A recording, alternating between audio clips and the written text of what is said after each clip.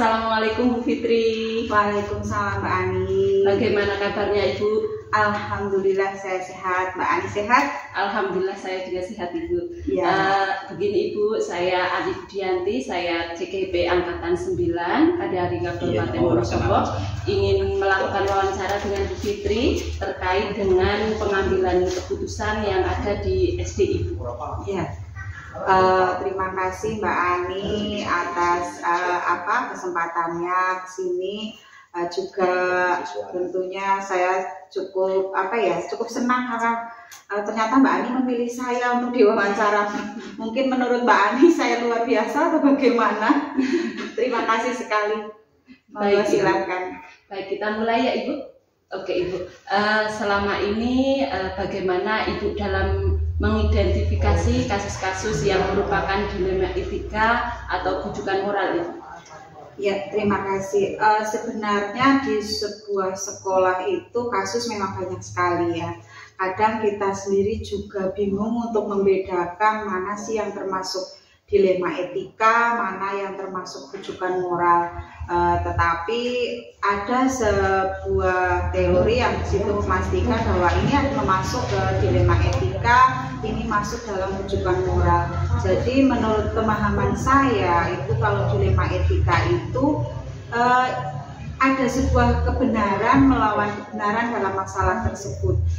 Kemudian untuk bujukan moral itu ada sebuah kebenaran dan juga lawan ada suatu hal yang salah. Nah, di situ saya anggap sebagai bujukan moral. Jadi sebenarnya hampir mirip, cuma kita bagaimana cara membedakannya memang agak sulit sih. Baik, kemudian selama ini bagaimana Ibu menjalankan pengambilan keputusan di sekolah Ibu, terutama untuk kasus-kasus di mana ada dua kepentingan yang tadi Ibu sampaikan, yaitu antara kepentingan yang benar dengan benar atau sama-sama yang mengandung nilai-nilai kebajikan. Ya, terima kasih. Kalau saya sendiri dalam menghadapi masalah yang saya anggap benar lawan benar, itu memang kadang kita butuh sebuah pemikiran, kadang butuh sebuah pemahaman, dan tentunya saya juga tidak bisa sendiri kadang dalam memutuskan hal tersebut. Ya meskipun kita lihat kasusnya, kalau misalnya kasusnya itu yang termasuk ringan, saya mungkin bisa kalau memang tidak perlu membutuhkan teman yang lain atau berkoordinasi dengan yang lain, bisa saya putuskan sendiri. Tapi kadang ada sebuah kasus dilema etika di situ yang kadang saya sendiri tidak bisa memutuskan. Nah, tentunya di situ saya butuh sekali berkoordinasi dengan teman rekan kerja sekantor saya, dengan teman-teman yang lain. Bahkan mungkin saya juga kadang kalau memang itu masih menimbulkan sebuah kebimbangan, saya bisa berkoordinasi dengan tingkatan yang lebih tinggi dari saya, mungkin pengawas. Nah, di situ saya berusaha untuk memutuskan suatu hal tersebut, dan juga kadang kita menganalisis kasus tersebut, bagaimana masalah tersebut, kemudian nanti efeknya untuk anak dalam pengambilan keputusan bagaimana, jangka panjangnya seperti apa, terus kebajikan universalnya bagaimana, dan tanggung jawabnya seperti apa, itu juga perlu kita pertimbangkan. Begitu Bu Ani. Jadi intinya Ibu itu melakukan kolaborasi ya Bu ya? Iya, jelas. Kolaborasi bekerja itu sendiri ya Bu ya. Kemudian Ibu dalam melakukan kolaborasi tadi untuk mengambil keputusan, langkah-langkah atau prosedur seperti apa yang biasa Ibu lakukan selama ini? Kalau secara prosedur saya sendiri, saya tidak punya sebuah prosedur untuk menyelesaikan sebuah masalah ya. Karena setiap masalah itu kan kadang berbeda-beda, dan prosedur apa yang harus diambil itu juga kadang langkahnya berbeda-beda. Jadi kadang saya situasional saja, kalau misalnya masalah tersebut memang membutuhkan menyangkut orang banyak, pihak terkait, ya saya berhubungan langsung dengan pihak terkait dengan masalah tersebut. Jadi tidak ada prosedur khusus di setiap masalah yang saya putuskan. Mungkin kalau ada prosedur setiap dalam pengambilan keputusan itu malah lebih enak ya. Karena di dilema etika itu kan memang kadang sulit untuk memutuskan. Jadi yang pasti itu saya tidak pernah berani memutuskan sendiri, saya selalu berkoordinasi, bermusyawarah sehingga saya matang dengan hasil keputusan tersebut.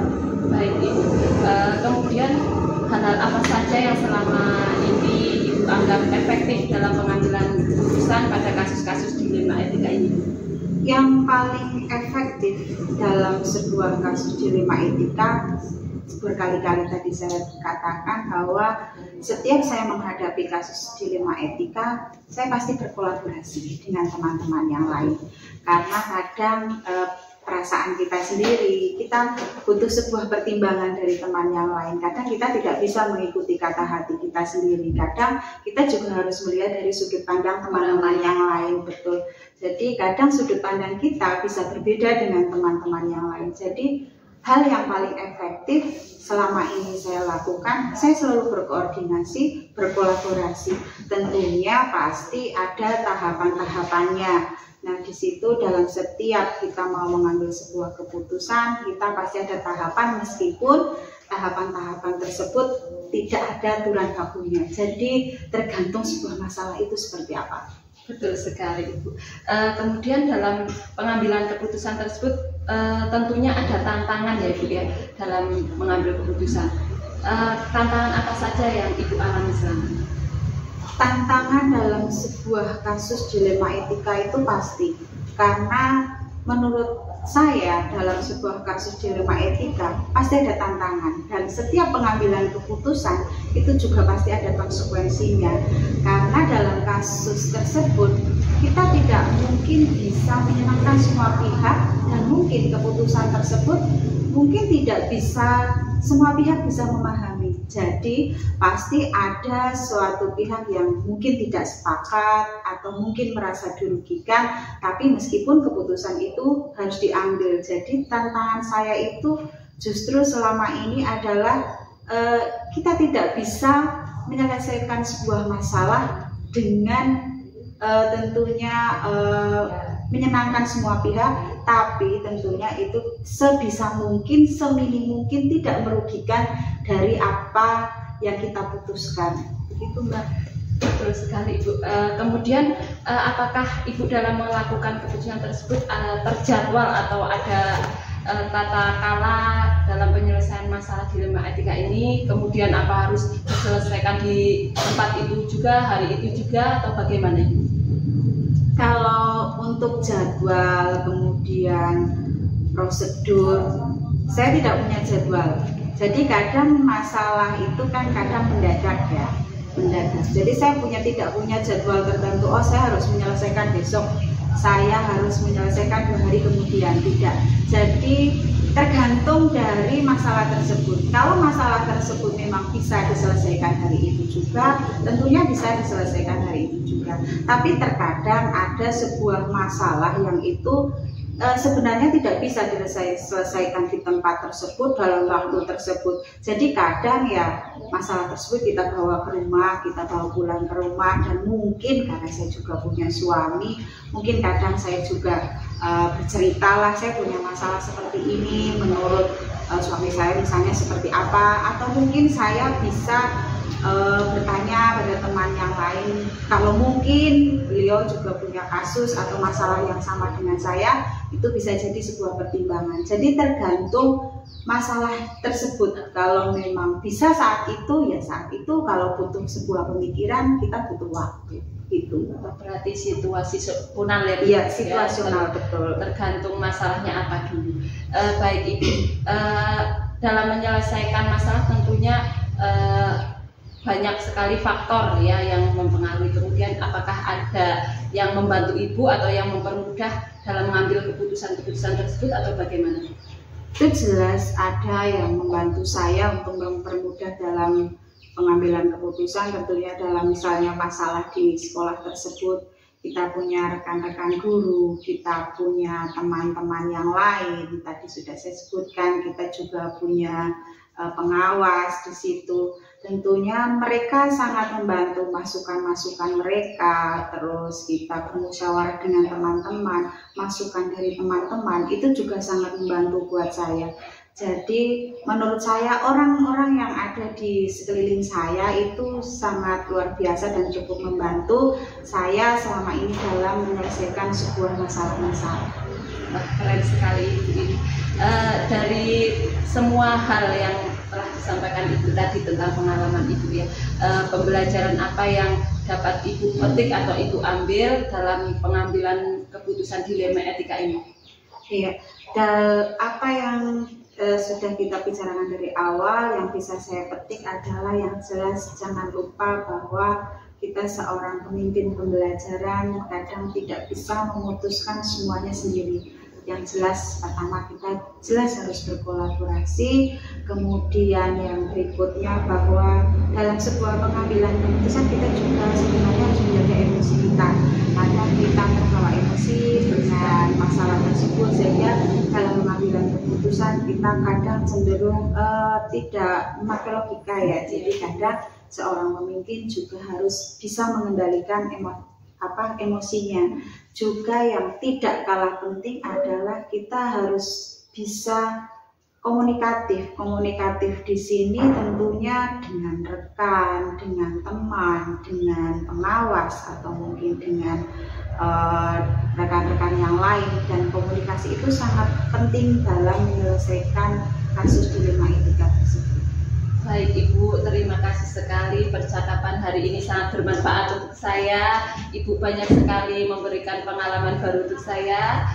Semoga percakapan tadi ini membuat saya akan saya bawa di sekolah saya untuk menerapkan cara pengambilan keputusan yang lebih bijak. Terima kasih sekali Bu Fitri. Ya, mohon maaf sudah mengganggu waktunya. Ya, terima kasih. Assalamualaikum Pak Rohman. Waalaikumsalam warahmatullahi wabarakatuh. Bagaimana kabarnya Pak Rohman? Alhamdulillah baik. Perkenalkan Pak Rohman, saya Ani Budianti, JGP Angkatan 9 dari Kabupaten Wonosobo, ingin melakukan wawancara dengan Pak Rohman terkait dengan pengambilan keputusan selama ini Pak Rohman di SD Negeri Gambaran ini. Terima kasih Bu Ani, selamat datang di SD Negeri Gambaran. Kemudian nanti saya bisa menjawab dan membantu panjenengan terkait dengan wawancara pengambilan keputusan yang selama ini sudah saya lakukan. Baik Pak, mulai dari pertanyaan pertama ya Pak. Selama ini bagaimana Bapak dalam mengidentifikasi kasus-kasus yang merupakan dilema etika atau bujukan moral Pak? Baik, selama ini dalam menyelesaikan suatu kasus atau permasalahan saya tidak pernah mengidentifikasi secara batin, tetapi saya hanya mempertimbangkan nilai-nilainya. Apabila kedua nilai itu sama-sama benar, maka itu saya kategorikan sebagai dilema etika. Tetapi apabila nilainya yang satu benar, kemudian satunya itu masalah, maka ini saya kategorikan sebagai bujukan moral. Proses identifikasi ini tentunya nanti sangat berguna dalam pengambilan keputusan yang tepat dan juga bermanfaat. Baik Bapak, kemudian selama ini bagaimana Bapak menjalankan pengambilan keputusan di sekolah Bapak, terutama untuk kasus-kasus di mana ada dua kepentingan yang sama-sama benar atau sama-sama mengandung nilai-nilai kebajikan Pak? Nilai-nilai yang sama-sama benar ini kita kategorikan sebagai dilema etika. Kemudian kalau ada nilai yang benar dan salah, ini bujukan moral. Dalam pengambilan keputusan tentunya harus mempertimbangkan dengan memperhitungkan suatu dengan tepat. Yang sudah terbiasa saya lakukan dalam pengambilan keputusan di sekolah, ini saya selain mengambil keputusan sendiri tentunya juga bermusyawarah dengan pihak-pihak terkait. Di sini saya juga melibatkan pihak-pihak yang berkepentingan, kemudian melibatkan rekan-rekan guru, rekan-rekan komite, sehingga nanti keputusan yang saya terapkan, yang saya ambil ini berdampak baik, bisa bermanfaat, khususnya membawa nilai-nilai kebaikan bagi pihak-pihak yang berkonflik. Intinya berkolaborasi dengan rekan-rekan ya Pak ya. Kemudian Pak, untuk langkah-langkah atau prosedur seperti apa yang biasa Bapak lakukan selama ini? dalam pengambilan keputusan selama ini saya belum mempunyai prosedur baku atau prosedur pokok, tetapi saya hanya melihat dari kadar bobotnya saja. Nah, ketika kadar bobotnya itu ringan, penyelesaiannya cukup di kepala sekolah saja. Tetapi apabila kadar bobotnya itu sedang bahkan tinggi, tentunya nanti saya akan berkoordinasi, berkolaborasi dengan pihak-pihak terkait, meminta pertimbangan, masukan, baik itu dari rekan guru, dari komite sekolah selaku pihak internal, bisa juga melibatkan pihak eksternal, diantaranya bisa pengawas sekolah. Intinya kita selalu bersinergi, berkolaborasi, dan selalu musyawarah dalam pengambilan keputusan. Baik, Pak. Kemudian hal-hal apa saja yang selama ini Bapak anggap efektif dalam mengambil keputusan pada kasus-kasus dilema etika, Pak? Hal-hal yang saya anggap efektif dalam pengambilan keputusan selama ini diantaranya adalah bahwa saya bekerja itu kan tidak sendiri, tetapi saya bekerja dalam teamwork ya, karena di instansi sekolah. Dalam memutuskan tentunya saya juga harus selalu berkoordinasi, selalu mendengar masukan-masukan dari semua pihak yang terlibat, kemudian juga menggali nilai-nilai yang bertentangan di situ. Kemudian nanti saya juga akan memanggil kedua belah pihak yang terlibat, kemudian saya akan menggali fakta-fakta yang bisa saya kumpulkan. Setelah itu baru nanti saya akan mempertimbangkan masukan-masukan melalui musyawarah dengan pihak terkait. Kemudian saya juga akan menggunakan akal pikiran dan kejernihan hati saya dalam pengambilan keputusan. Kemudian saya juga akan memaksimalkan sumber daya manusia yang ada di sekolah ini, sehingga nanti dalam pengambilan keputusan itu bulat, utuh, dan yang paling utama adalah keputusan itu berdasarkan unsur-unsur keperpihakan kepada murid, kemudian nilai-nilai kebajikan, kebermanfaatan, kemudian juga yang paling utama adalah tanggung jawab sebagai seorang pemimpin. Wah, luar biasa sekali ini Pak Rohman ya. Kemudian dalam mengambil keputusan tentunya ada tantangan, Pak. Lah, dalam kasus-kasus dilema etika, tantangan apa yang Bapak alami? Dalam memutuskan suatu kasus atau permasalahan, kita pasti akan menghadapi tantangan-tantangan. Tapi kita tidak boleh menyerah dengan tantangan-tantangan itu. Justru dengan adanya tantangan, kita semakin optimis dalam mengambil keputusan nantinya. Nah, yang paling membuat saya itu merasa tertantang, tentunya adanya dua kepentingan yang berbeda.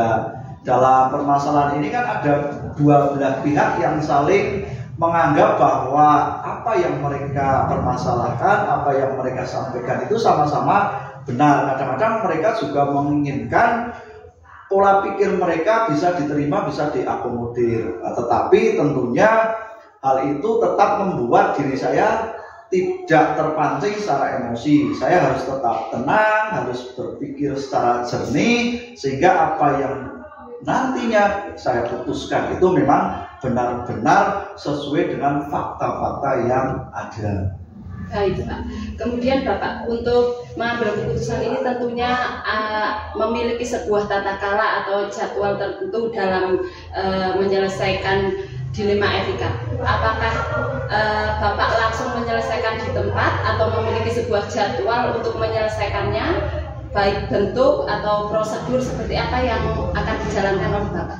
Baik, dalam menyelesaikan kasus-kasus dilema etika ini saya belum menggunakan jadwal baku ya, atau jadwal yang sudah terencana atau rutin. Saya hanya menyelesaikan berdasarkan situasional dan kondisional saja. Ketika ada suatu permasalahan, seketika apabila itu membutuhkan penyelesaian, saat itu juga saya akan melakukan suatu penyelesaian. Apabila kasusnya urgent, kemudian genting, tentunya saya juga tidak boleh mengabaikan masukan-masukan koordinasi bermusyawarah dengan pihak-pihak terkait, baik itu pihak internal maupun pihak eksternal yang terlibat di sekolah. Nah, nantinya prosedurnya juga saya juga situasional, apakah nanti akan diputuskan dengan melalui pertimbangan yang matang atau situasional dan lain sebagainya. Dalam hal ini tentunya dalam pengambilan keputusan yang paling utama ini berdasarkan, saya tekankan lagi ya, dalam pengambilan keputusan itu yang utama adalah asas kebermanfaatannya. Kemudian selain itu kita juga harus mempertimbangkan kadar risikonya. Nah, ketika ada suatu permasalahan, tentunya kadar risiko yang terkecil itu yang menjadi bagian pertimbangan dalam pengambilan sebuah keputusan. Selain tadi ya terkait dengan unsur-unsur keberpihakan kepada murid, kemudian juga nilai-nilai kebajikan, utamanya kita juga mengutamakan pada nilai-nilai kemanusiaan. Selain itu juga yang utama tanggung jawab saya sebagai pemimpin ketika itu harus mengambil keputusan yang didasarkan pada pertimbangan yang rasional, yang masuk akal, kemudian menggunakan pikiran yang jernih, sehingga keputusan yang diperoleh itu memang benar-benar keputusan yang bisa bermanfaat bagi pihak-pihak yang berkepentingan. Wah, keren sekali Pak Rohman ini. Kemudian Bapak, adakah seseorang atau faktor-faktor apa yang selama ini mempermudah atau membantu Bapak dalam pengambilan keputusan dalam kasus-kasus dilema etika ini, Pak? Baik, terkait dengan pihak-pihak atau perseorangan yang terlibat dalam pengambilan keputusan saya, tentunya karena saya itu bekerja di sebuah instansi, harus bisa berkolaborasi. Tentunya memaksimalkan di sini adanya pihak-pihak terkait, baik itu rekan guru, kemudian komite, kemudian pihak eksternal juga. Ini juga sangat mendukung dalam pengambilan keputusan saya. Selain itu, saya juga punya pertimbangan sendiri yang menjadi pijakan saya dalam pengambilan keputusan. Nantinya pijakan saya dikolaborasikan dengan masukan-masukan dari pihak-pihak terkait, itulah yang akan menjadi dasar pengambilan keputusan yang saya ambil, yang berdampak signifikan atau bermanfaat bagi pihak-pihak yang bermasalah tadi. Baik Bapak, dari semua hal yang telah Bapak sampaikan tadi, pembelajaran apa yang dapat dipetik dari pengalaman serta pengambilan keputusan dilema etika ini, Pak? Tentunya setelah saya merenung, kemudian saya juga berpikir bahwa apa yang bisa saya petik, saya peroleh hikmah dari apa yang sudah saya lakukan di sini, bahwa seorang pemimpin itu harus tepat dalam mengambil keputusan. Nah, keputusan yang tepat itu didasarkan pada berbagai aspek yang mendukung. Aspek yang mendukung itu dari dalam diri si pemimpin itu, dalam diri saya, tentunya saya punya pertimbangan-pertimbangan yang rasional, yaitu yang menyangkut nilai-nilai, yang menyangkut pihak-pihak yang terlibat, yang menyangkut fakta-fakta yang tertuang dalam pengambilan keputusan tadi. Kemudian saya kolaborasikan dengan musyawarah, dengan pihak-pihak terkait untuk sebagai bahan pertimbangan. Nah, pada titik akhirnya pengambilan keputusan itu didasarkan pada 4 aspek, yaitu keperpihakan kepada murid, nilai-nilai kebajikan, tanggung jawab, dan yang terakhir adalah asas kebermanfaatan. Terima kasih sekali Pak Rohman, luar biasa sekali. Tak terasa ini Pak Rohman sudah selesai pertanyaannya. Terima kasih sekali, semoga pengalaman dari Pak Rohman bisa saya terapkan di sekolah saya.